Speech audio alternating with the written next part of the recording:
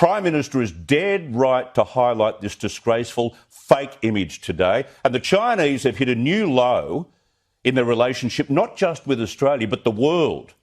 Now, the cynic might say, well, surely if the Brereton report is right, China has every right to highlight the evidence and pillory Australia's weakness on human rights. Well, that's garbage. It is garbage because this is a report formulated on an investigation supported by private statements which have not been put under the scrutiny or the rigour of a public judicial test.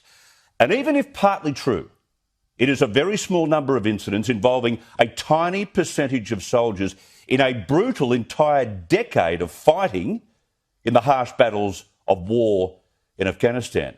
And more than that, no nation, no army, no government can claim to be clean skins from their own history of war. The Chinese in particular have nothing to be proud of from a long list of outrageous incidents on their own people, let alone innocent foreigners. Now, if you want to take more modern times, forget about what happened 400 years ago. You go back less than 100 years to 1927. The massacre of communists in Shanghai has never been forgotten by Shanghainese. Or in the 30s, when the government burnt down the city of Changsha, killing its entire population for the sake of depriving the Japanese of wealth. And in World War II, take your pick.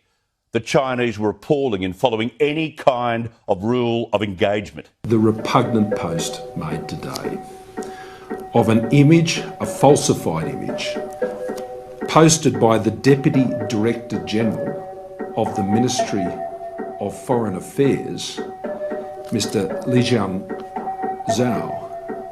Australia is seeking an apology from the Ministry of Foreign Affairs, from the Chinese government, for this outrageous post.